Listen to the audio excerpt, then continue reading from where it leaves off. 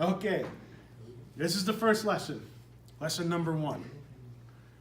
How to get good video on a mobile device. Step 1.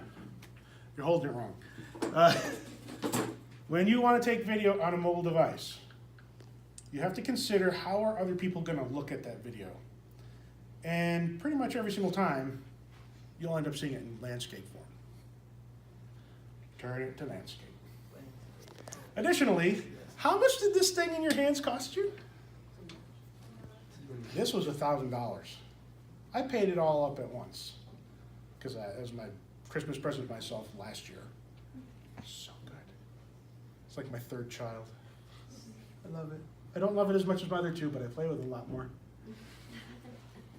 Landscape mode, 2 hands. That is the first thing to getting video on your phone. And this is just like, people are going to see it in landscape. Even when you're looking at video on YouTube, on BuzzFeed, on Reddit, or whatever, and you're holding your phone in the standard portrait style, you're seeing it in landscape.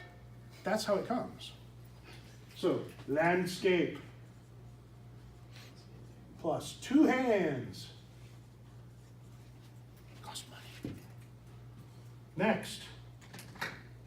Now, what if someone's moving around? They're moving around like that. And they're moving like this that way too. Right? If you turn with your arms, you have a problem with the human system. We are metal-boned creatures, calcium is a metal, that are basically sacks of carbon full of water. We are dynamic beings. We are bouncing. We are moving all the time. Especially you're exercise science students. All my exercise science students, you're wiggles. None of you can sit still. I sit up here and watch the rest of the class. I can sit here just like this. I see all of you. I can't stop moving. You're all like my 5-year-old. He's too cute. Anyway, so we want to try and get rid of the wiggliness inherent in human beings. So whenever you're using a camera, whether it be your phone, whether it be a video camera you're holding, whether it be a standard picture camera, maybe you go to a wedding and people have the disposable cameras on the tables. Holding it properly, right? Landscape mode. Bring your elbows in. Turn with your core.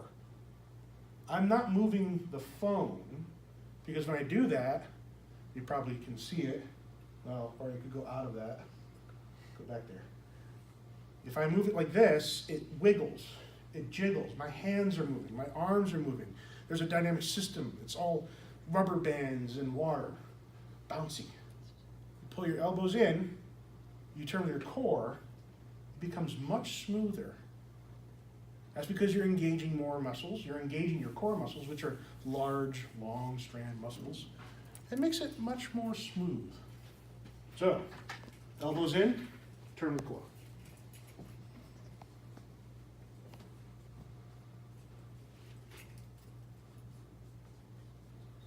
The next bit. As you saw, I ran back and forth like a silly person across the front of the room here. And oftentimes when you're taking video, you're watching someone do a thing, right? Now you don't want to zoom in, because the zoom on your camera, no matter how good your phone is, no matter how good whatever camera you're using is, zooming in causes loss on definition, and it causes a fisheye lens effect. Because the lenses on all cameras, all of them, are a bubble. It's like a half a bubble. And the software within this device helps mitigate that kind of curvature, but it doesn't really get rid of it. In the next project, we're actually going to visibly see it. We're going to make it happen. We're going to look at what happens when you move somebody from the edge of a frame to the middle to the edge again. And you'll notice they go, woo, they grow. It's because there's a certain amount of lensing effect. We want to make sure that doesn't happen. We also want to be able to follow any action that's going on. So, if you can stand still, great. Feet shoulder width apart. Do not lock your knees. A little bit of a horse stance, right? A little bit of a horse stance, like yoga, right? If you can move, if you have to move in order to follow the kind of the action that's going on, You kind of want to walk in the Tai Chi style walk, which is forward, and then the other foot goes base outwards. And so you're not locking your knees, you're walking smoothly and evenly, keeping those elbows in, turning with your core. This will make really nice, very clean footage, moving at an even pace. If I need to zoom in on something, I move to the thing. I don't zoom in with the pinch, right? I want to engage the body for it. So, that keeps coming out of that, doesn't it? Landscape 2 hands, elbows in, turn with your core. Horse stance. And Tai Chi walk. Makes sense when you think about it. Okay, last 2 of these. Ideally, with any camera, you have it on a tripod. Tripod, 3 legs, makes triangles. The triangle is the strongest shape in nature. It's stable. It's the first stable shape. Yes, tables come with 4 of them because it's even more stable, but it's more complex. The first most stable shape is the triangle.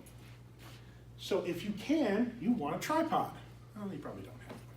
Anybody carry a tripod on them? Not even me. Come on, nobody. So become the tripod. You're going to go to the walls. You're going to go to the doors. Get in there. Do it real quick. Run. Now, go. Really? I'm not kidding. Yeah. Yes, I'm serious. Oh, we should have Walls, Yeah. doors, Yeah. telephone poles, trees, large boulders, movable objects, space station. I don't know, whatever you can get your body up against. You want to have your elbows in.